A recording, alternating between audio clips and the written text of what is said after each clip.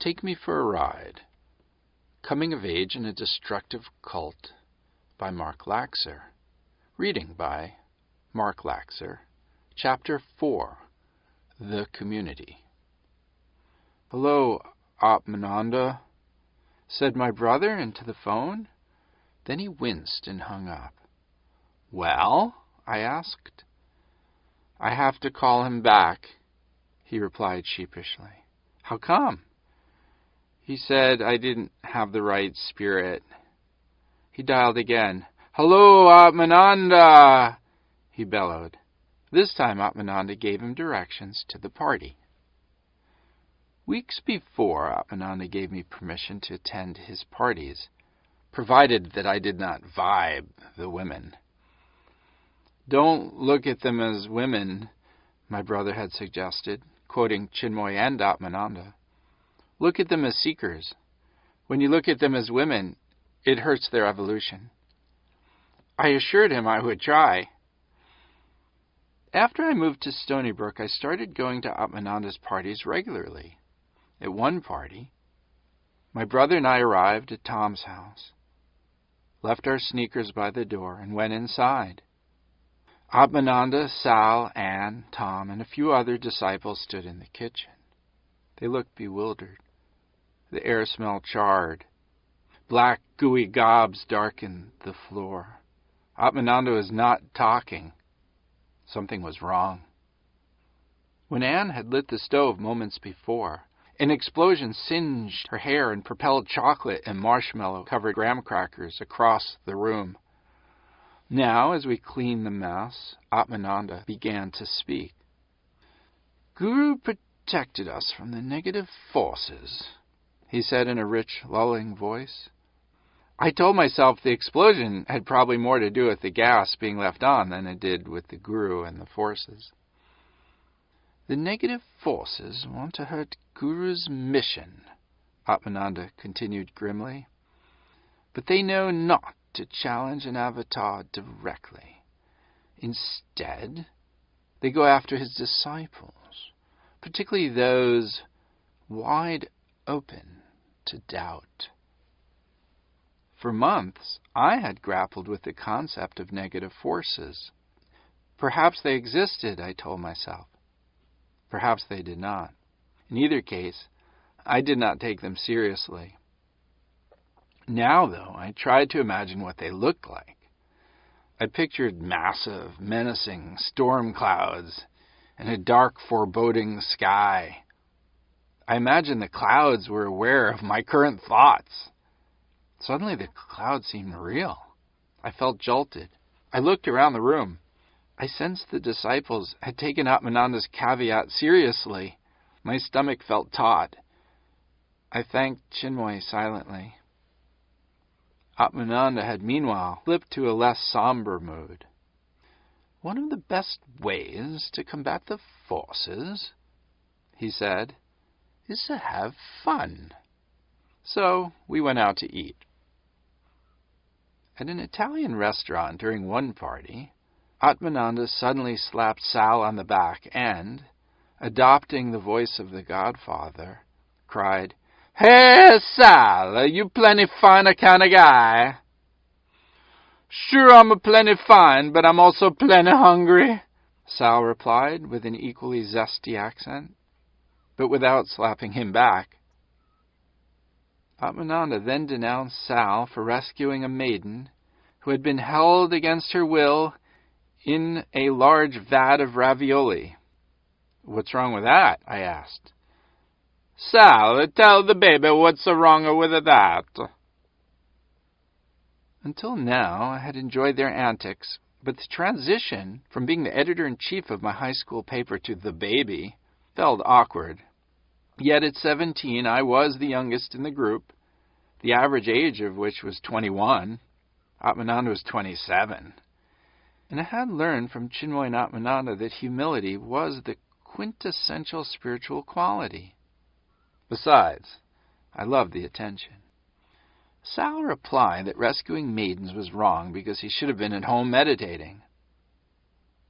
I looked again at Sal, a 20-year-old with a large creased forehead, He had studied computer engineering, first at Caltech, and now at Stony Brook. He also studied guitar and drama. He cradled the eggplant Parmesan hero lovingly in his hands and closed his eyes before each bite, as if bracing for the next dose of ecstasy. "Observe the maestro chowhound," Atmananda announced. We laughed. Sal had apparently adjusted to his role as chowhound. He continued to eat as if nothing happened. If only Sal could focus on the infinite rather than on the eggplant, Atmananda noted, he'd be the first among us to realize God. It was fun eating out with Atmananda. After dinner, we often continued the fun and the fight against the forces at the movies.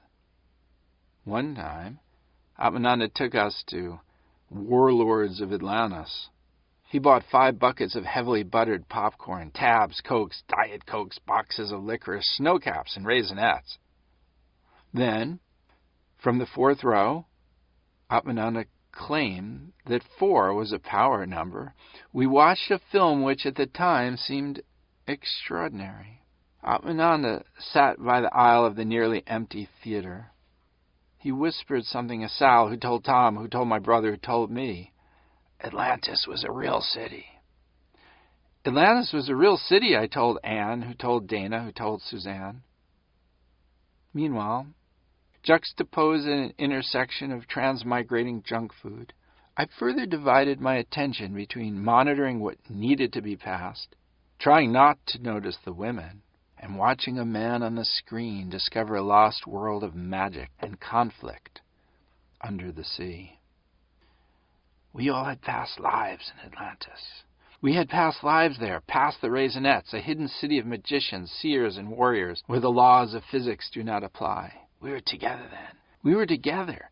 Past the napkins, crystals have a non-physical power. Atlantis was destroyed by the greed of its inhabitants. Atlantis was destroyed by greedy people. Afterwards, we drove back to Tom's and caught the last few minutes of the Twilight Zone. It was late. I was getting sleepy. Atmananda began to repeat how Guru had saved us from stove-demolishing entities. I entered a state of mind where I heard his words, but did not scrutinize them. 15 or 20 minutes later, he suggested that we meditate on the transcendental, which Tom placed on the table by the television. In the months that followed, Atmananda accepted me into his inner circle, but not every encounter with him, I quickly learned, was a party. One morning, Atmananda emerged from his cottage in Stony Brook, carrying a thick stack of posters. Blue jays, doves, sparrows, and chickadees flocked around a feeder. Sal, Paul, my brother, and I stood nearby. Atmananda approached, but the little birds remained. "Hello," he said in a Cockney accent. "Hello," we echoed. "What is your name?" he demanded, quoting from the movie Monty Python and the Holy Grail. "Sir Waphnoid," offered Sal. "What is your quest?" "I seek the higher worlds." "What were you thinking about last night at 11:30? Sal blushed. "Alas, my lad," said Atmananda, patting him on the shoulder, "you won't reach the higher worlds thinking about that." Atmananda showed us a poster. It read, "Ecstasy is a way of life." Also printed were details about a free lecture series with Atmananda Dr. Frederick Lenz. But before he sent us to Manhattan, Atmananda inspired us, told us how to protect ourselves, how to change. "Guru's mission," he said in a pacifying voice, "is to bring peace, light, and bliss into a world that's rapidly heading toward darkness." I realized it was largely through Atmananda's lectures and through his appearances on radio and television, including a recent appearance on the Phil Donahue Show, that Chinmoy's mission was being spread. I felt important that I was part of the operation. Your task is to see where to place the posters so they will be noticed by advanced seekers. To do this, you'll need to maintain a very high state of consciousness. We nodded solemnly. If you run into religious fanatics, be polite but firm. Do not let them engage you in conversation. We nodded again. By postering, you're helping Guru bring light into this world. But negative forces will sense this and will try to inject you with doubts. If you are attacked by the forces, cry inwardly to Guru. I was not too worried about non-physical creatures on the prowl. I had a great deal of self-confidence. I assumed the Guru would protect me, and I wasn't convinced that Atmananda's ghosts were real. I see that many will be helped as a result of today's efforts, provided that Sal can muster the willpower to work and not just eat, he said, smiling warmly. And don't forget to have a good time. We meditated a moment. Guru put a special force on the posters, Atmananda said, breaking the silence and handing the stack to my brother. Then he strutted around us in a silly walk, which I recognized from a Monty Python skit. Cheerio! Cheerio! We echoed, waddling down the driveway, imitating his imitation. On the way to the train station, his words reverberated in my mind. The path, spiritual awareness, sea of consciousness, dream time, vibrations, energy, chakra, subtle, metaphysical, psychic, unseen forces, traps, entities, light, and darkness. The language defined for me a world in which I chose at each moment between good and evil.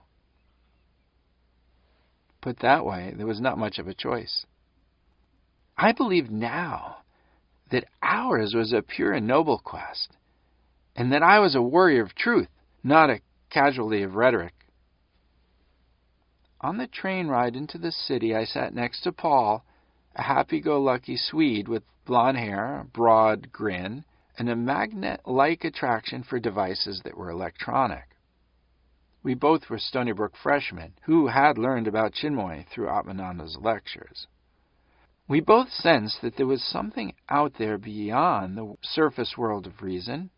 We both intended to do something about it.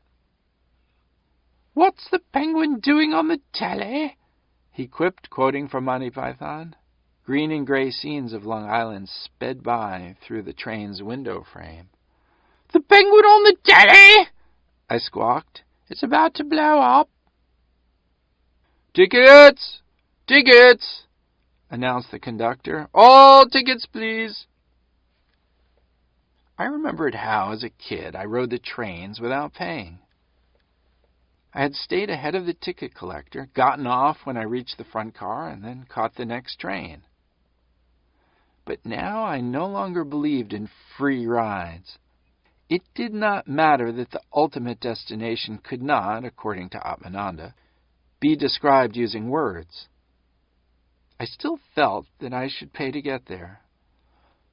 By postering, I was not only paying for myself, but was affording thousands the opportunity to be taken for a ride of their own. I handed the conductor my ticket. My brother and Sal sat across from us. Their backs were straight, their eyes closed. I too tried to meditate, but could not. Instead, I thought about my parents. I had followed Atmananda's suggestion and told them that I was studying spiritual mysticism. Nonetheless, they seemed convinced that their sons were getting sucked into a cult. I was sensitive to their reaction to me and intentionally saw them less as the weeks went by. I also thought about Chinmoy. He had instructed his followers to memorize 4 of his disciple-published books. I opened one and read, "When you choose, you lose." Chinmoy, it seemed, believed that major decisions should be left to the Supreme. His favorite word for what Atmananda called the infinite, which the rabbi had referred to as God. Help, Guru, I thought, doubting I could memorize the numerous aphorisms without divine intervention. Penn Station, came the reply. Last stop. We left the train and were funneled onto the escalator by the crowd. Paul and my brother headed uptown on 3rd Avenue, while Sal and I worked 2nd Avenue. Dodging cars, bicycles, and more crowds, we entered a supermarket and found the manager. "Excuse me, sir," Sal said sweetly. "We are sponsoring a workshop on relaxation, and we're wondering if we could place this in your window."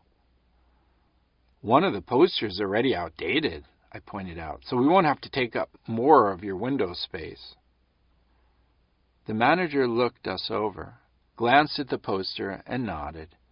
"Thanks," we said, and quickly placed 2 back-to-back, visible to people inside and out. After several hours, we had placed more than half the stack. Postering with Sal boosted my confidence in asking favors from strangers. Soon, though, we decided to work opposite sides of the street to increase our efficiency. I found that by acting polite and a bit shy, I could easily persuade store owners to say yes. The more I spread the word of Guru's mission to people in stores and on the street, the more I believed in it. And the more I believed, the more I wanted to spread the word of Guru's mission.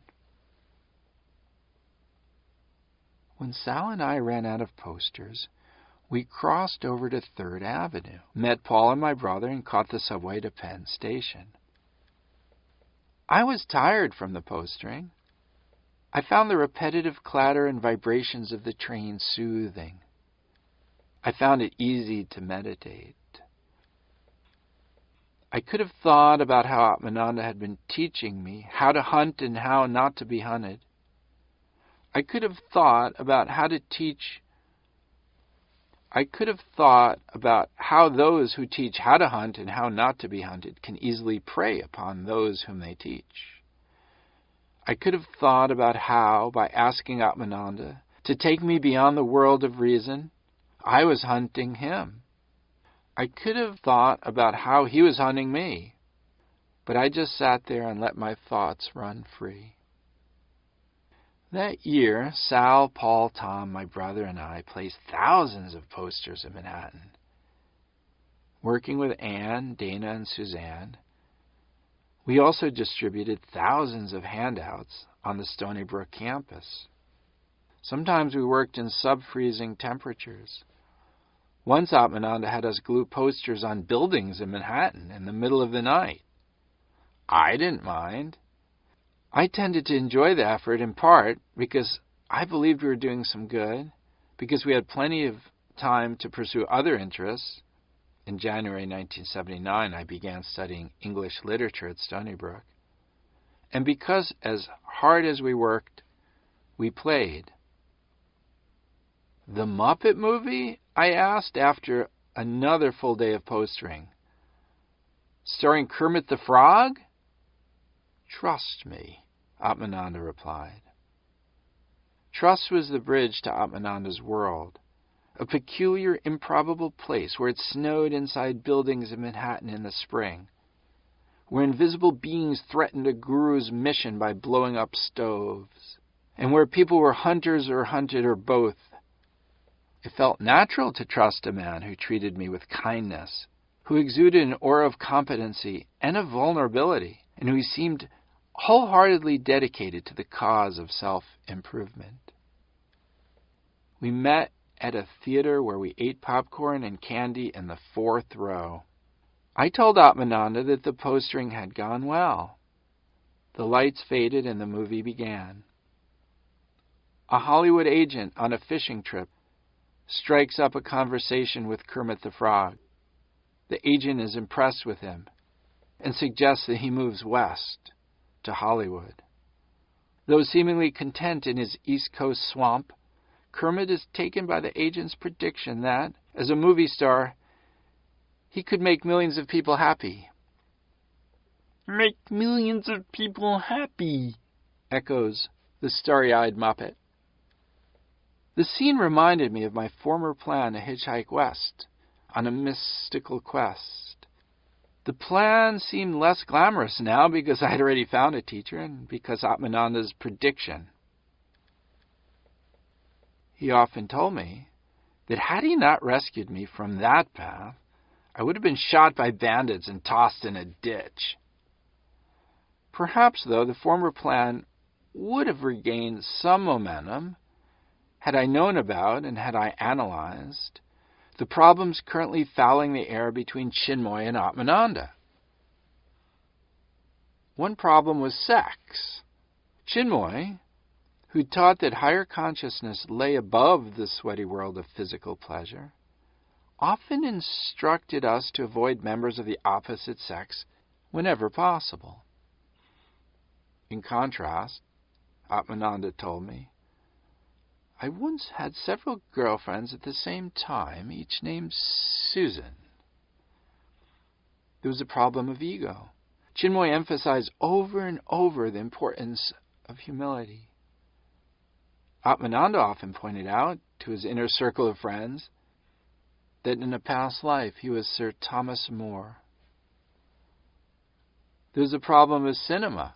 Guru prohibited the viewing of sexually explicit or violent movies. Atmananda had his own view, which was to see them. As a result, I got to see such films as Rocky Horror Picture Show, Dawn of the Dead, and Apocalypse Now. There was a problem of expression of individuality. In an attempt to merge with the beyond, many disciples decorated their often sparse homes with Guru's paintings, posters, and photographs. In contrast, Atmananda's plushly carpeted, colorful cottage gave me the sense that he arranged the space until the lines connecting the physical and non-physical dimensions meshed nicely. By the front door, 2 ferns thrived beside an electronic synthesizer. By a stained glass window hung a photograph of Atmananda with a toucan on his shoulder. The toucan died, he once told me, but its soul is advanced and will soon take on a human incarnation. Multicolored rug segments covered the stairs to the loft, where a larger-than-life transcendental stared down from the slanted ceiling directly over his bed. And there was the problem that Stony Brook disciples learned the language of spirituality and of dreams less from Chinmoy than Atmananda. Able to speak at length about anything and nothing, Atmananda often did. For him, reality seemed to consist of an infinite number of levels which were interconnected in obvious and in not-so-obvious ways. Words are used to describe these levels, but are extremely limited, he explained. Nonetheless, I often found myself tripping on his words, from the world of the bizarre to the world of the sensible and back again. I became familiar with the diversity of his language during his lectures, and perhaps more so during his parties.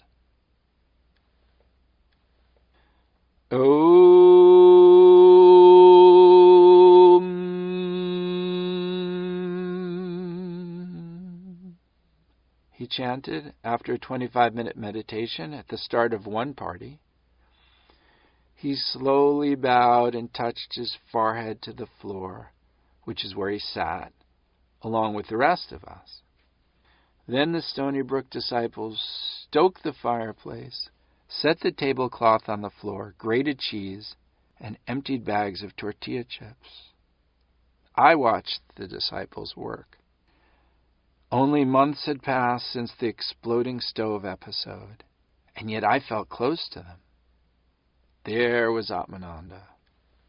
He was orchestrating the festivities. He had brought us all together.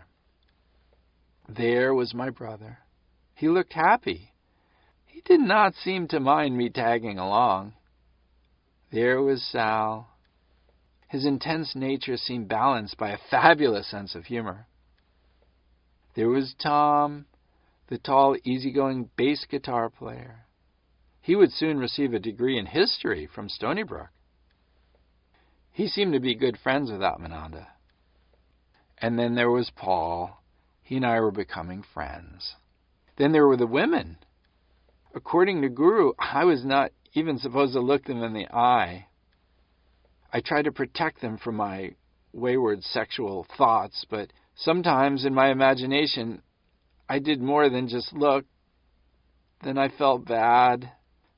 I was told that they would now have to meditate extra hard to cleanse themselves of such lower energy. I wish that we could be friends. They seemed so nice. Rachel, with light brown hair and perceptive eyes, was closer in age to Atmananda than the rest of us. She had completed medical school in 3 years and became a disciple in 1978, 2 months after attending Atmananda's lectures at the New School for Social Research in Manhattan. Dana, a one-time fashion model, had been an occupational therapy major at Canada's McGill University. She first met Atmananda while interviewing him for the campus radio station. After the interview, which touched on Atmananda's book Lifetimes, True Accounts of Reincarnation, he invited her to visit him in Stony Brook. Shortly thereafter, she left her boyfriend, family, school, and country. She moved to Stony Brook, just around the block from the charismatic young meditation teacher and author. Connie was a waitress with long, dark braids, a Midwesterner's friendliness, and a cheeky smile. Suzanne had long brown hair and dreamy eyes. She studied art at the Parsons School of Design in Manhattan. And Anne, with long black hair and that playful, impish grin, was studying to be a nurse. I turned back to watch Atmananda. Don't think that spirituality is divorced from the physical world, he was saying as he reached for a chip. After you meditate a few years, you begin to see that Anand Brahma, food is God. He then set the chips and cheese-laden tray in the oven. Sal observed intently, as though witnessing a ritual. Soon Atmananda and Sal were delivering trays of crunchy nachos. I garnished mine with sour cream to alleviate the delicious, consciousness-altering burn of the hot sauce. As we ate, I felt proud that I had managed to stop thinking about the women. Then I had to tell myself to be careful, lest my ego swell instead. Finally, I told myself to relax, which I did. The food, the crackling fireplace, and the medieval trumpet and recorder music reminded me of something distant, intangible, and noble. My spirit soared. The kid and I are going to write some songs for you, Atmananda announced. I looked at him perplexed. After all, I was no longer the baby, but the kid. He motioned for me to follow him upstairs. I immediately assumed that my brother would be right beside me when I climbed those stairs. Him first, and then me. But he just sat there, boosting my confidence with a faraway smile. I nearly told Atmananda to write the song with my brother. I chose instead to go with the flow. I climbed. If you're going to study English, Atmananda told me, you might as well get used to putting words together. He grinned mischievously. Let's write a song about Sal. At first, he was the driving force behind the creative process. I merely smiled at each of his ideas. Later, though, I came up with a few lines of my own, which seemed to blend with his, And after about 45 minutes, we marched triumphantly downstairs and sang together. Soul of Sal. No soul of a Sal, aspire tonight. Don't be a schmucko, manifest light. Tomorrow it may be too late. Now is never. My gazpacho, she cannot wait. Now is the right time, the food delight time. So open up your mouth and face the south. Tomorrow it may be too late. Now is never. My gazpacho, she cannot wait. We sang and danced around Sal, who tried to maintain a dignified countenance, but who ended up laughing along with the rest of us. Then Rachel made cinnamon-spiced hot apple cider, and we sat around the fire sipping the brew.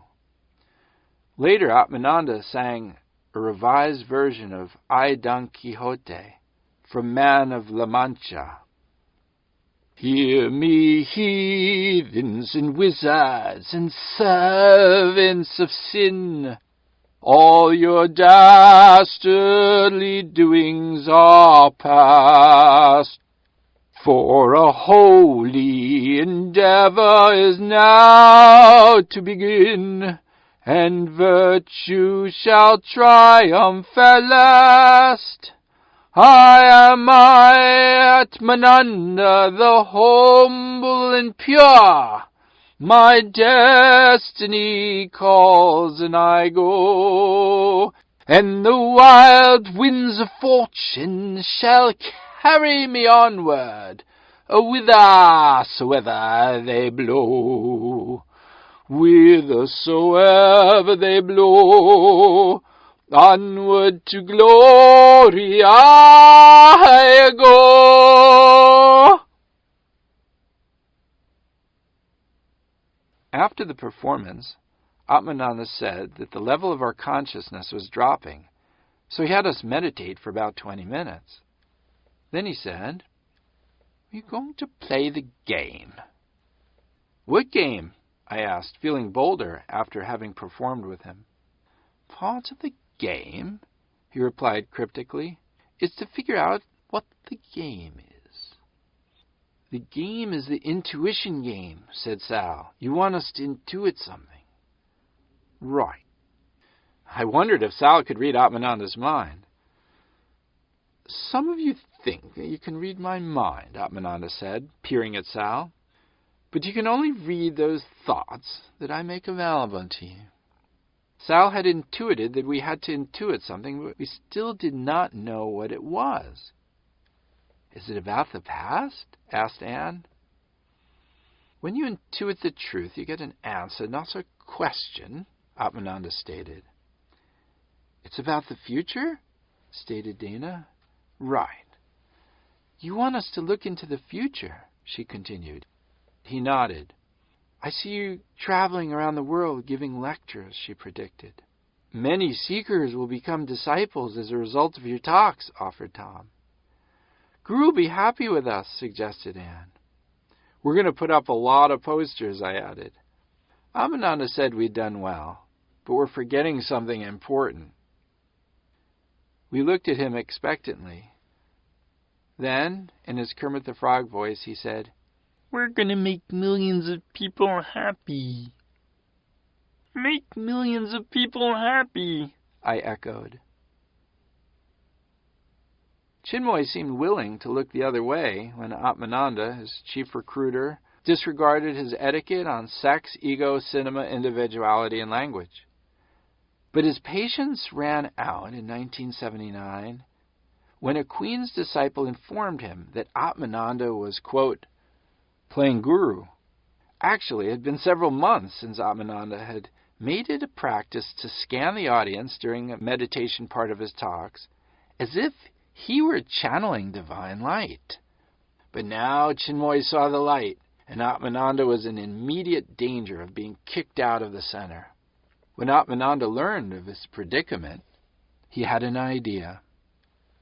Fond of temperate climates, he had been wanting for years to move back to his birthplace, sunny Southern California. This dream had recently reasserted itself in his mind as the number of people attending his talks gradually dwindled, which he attributed to the diminishing interest in spirituality in the New York metropolitan area. But suddenly the idea of starting a Chinmoy Center in a distant city seemed less of a dream than a necessity.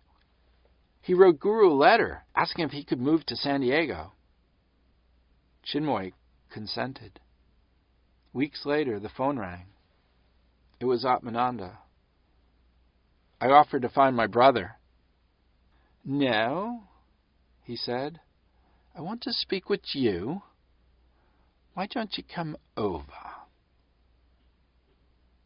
He lived about a quarter of a mile from my apartment in Stony Brook. I jogged down Cedar Street and knocked on his door. Hi, kid. Make yourself at home. He offered me a yogurt. I accepted. He told me that he wanted to start a center for Guru in La Jolla, California. Then, in an enchantingly anesthetizing voice, he explained that Southern California rested upon a mystical power spot, around which had congregated the nation's largest population of spiritual seekers. Would you like to go? I realized that San Diego, was driving distance to the Sonoran Desert and to UCLA, Castaneda's frequent haunts. I remembered Atmananda telling me that California boasted many lovely, friendly women. I realized that such a move would distance me from my parents, who continued to worry that I was in a cult. I also realized that such a move would distance me from Guru, but I now believed that the light would reach me in whichever state I inhabited. Besides, I sensed that without Atmananda as a buffer, Chinmoy's highly regimented brand of spirituality would be difficult, if not impossible, for me to conform to. And what a buffer Atmananda was. I pictured him striding about with his chin jutting forward, exuding that aura of confidence, joking and singing and inspiring and enlivening us, challenging our intellects with the known and unknowable, framing and reframing the way in which we viewed the world, and generating mystical experiences, not on his own, of course, but with the Guru's spiritual light. Yes, I replied, without considering the feelings of my brother, who continued to support me in my quest with a faraway smile. I was proud that Atmananda had chosen me to be part of his team. I did not know, however, that he had embellished stories in his book Lifetimes, nor did I know that he had told the San Francisco Examiner that he never experienced a past life remembrance, nor did I know that he had once asked a girlfriend to slip out the window when another appeared at the door, nor that he had recently been in deep trouble with Chinmoy, nor that during the height of the controversy he had admitted to Tom that he might leave the center before Chinmoy kicked him out. What would you do if you left? Tom had asked him. I'd move to California and teach meditation, Atmananda replied. On August 30th, 1979, Atmananda, Dana, Rachel, Connie, and I left the ground in a jet bound for San Diego. In the excitement of packing and leaving, I had forgotten my wallet and day pack back at my brother's. Now, without money or ID, I watched rays of light play off darkening clouds and thought about the frog.